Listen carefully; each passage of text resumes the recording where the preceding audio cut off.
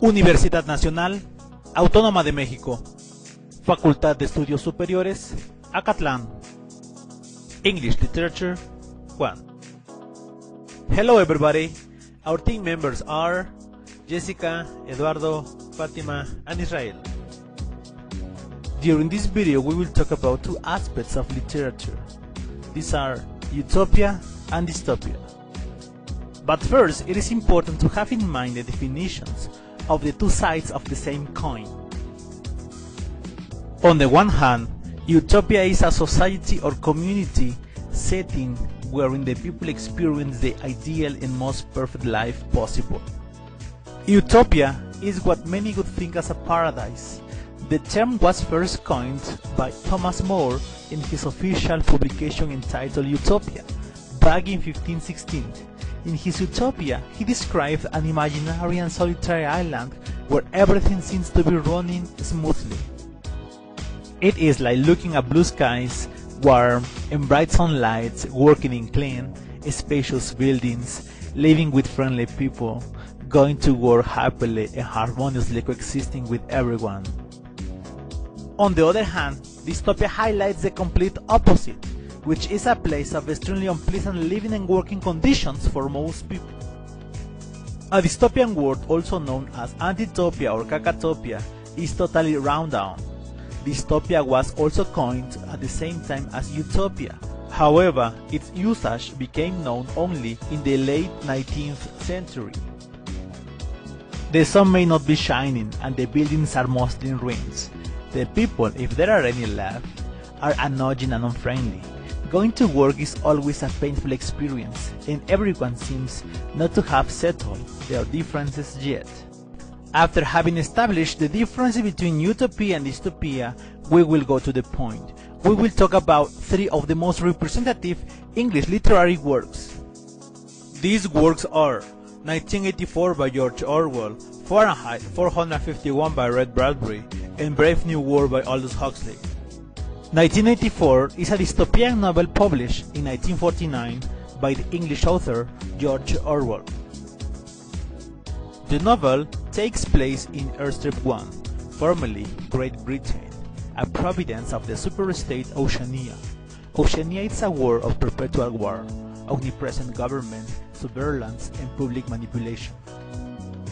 Oceania's residents are dictated by a political regime, euphemistically named English socialism. The superstate is under the control of the privileged elite inner party.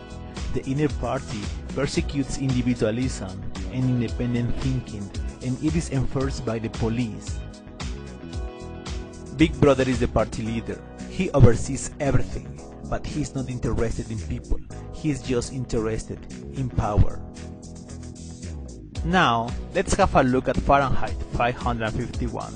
It is a novel by the American writer Ray Bradbury, and it was published in 1953. The novel presents a future American society where books are forbidden and firemen are in charge of burning them. The book explains the title Fahrenheit 451, the temperature at which book paper catches fire and burns. The lead character is a fireman named Montag, who becomes disillusioned with the role of censoring works and destroying knowledge. He eventually gives up his job and joins a resistance group who memorize and share the world's greatest literary and cultural works. Brave New World is a novel written in 1931 by the English author Aldous Huxley, and it was published in 1932.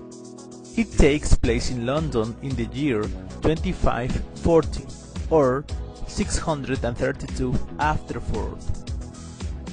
The novel anticipates developments in reproductive technology, sleep learning, psychological manipulation, and classical conditioning that are combined to make a profound change in society. There are some similarities among these works. The three of them imagine a technocratic social order maintained through oppression and regimentation. In fact, public distrust, police, related states, poverty, suffering, and oppression are some of their characteristics. To begin with, censorship and totalitarian government is a trait considered in the three books. In the book 1984, there is the provision of free thinking, sex, and individual expression, as well as power. The same happens in Fahrenheit 451, where books and other human expressions, such as entertainment and news, are prohibited. The government is involved in autocracy. Regarding Brave New World, books are also banned. Propaganda is also presented in the three books.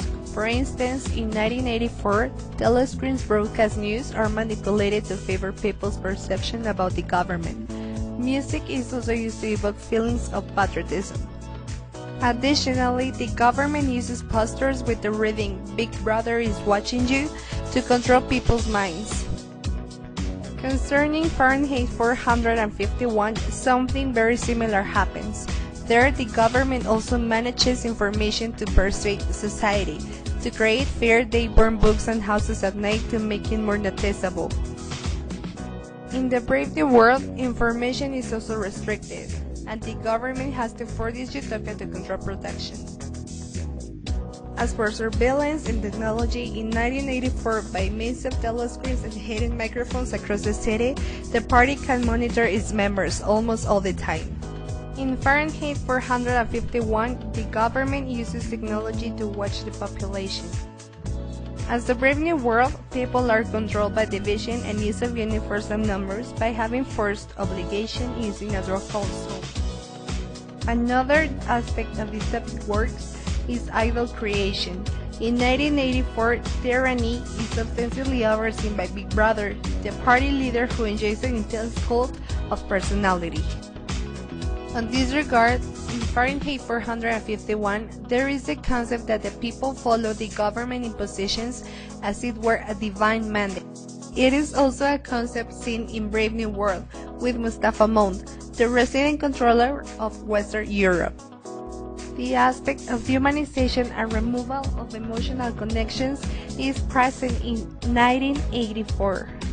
In Fahrenheit 451, people become antisocial and hedonistic because the government tries to break down people by removing the need for emotional connections and replacing them with something else.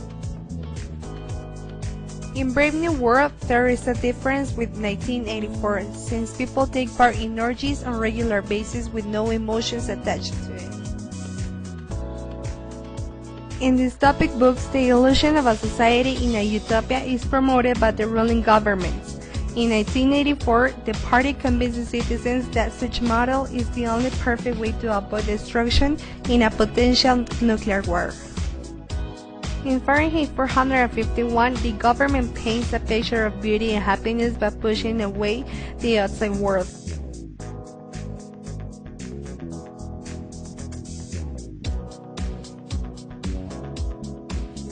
Finally, in Brave New World, the government also convinces people about their happiness, but this time by using drugs. Repression is also present in the three books. First, in 1984, people face lack of intimacy and free thinking by the use of extreme violence and war propaganda. Then, in Fahrenheit 451, punishment is applied over those having books. And last, in Brave New World, the government assigns castes to people based on people's quality as products. Social class division is another particularity of dystopic societies. On this regard, in 1984, there are three social groups. Such divisions are based on personal intellectual abilities. Repression is used to maintain the order. Additionally, wealth cannot be shared. If so, distinction among classes will disappear. In Brave New World, people are genetically manipulated as products. Some are better than others.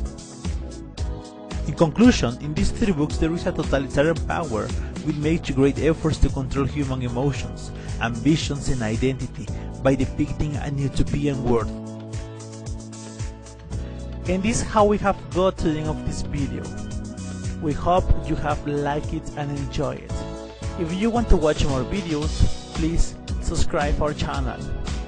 Have an excellent day and enjoy your holiday. Thank you so much. Created using Powtoon.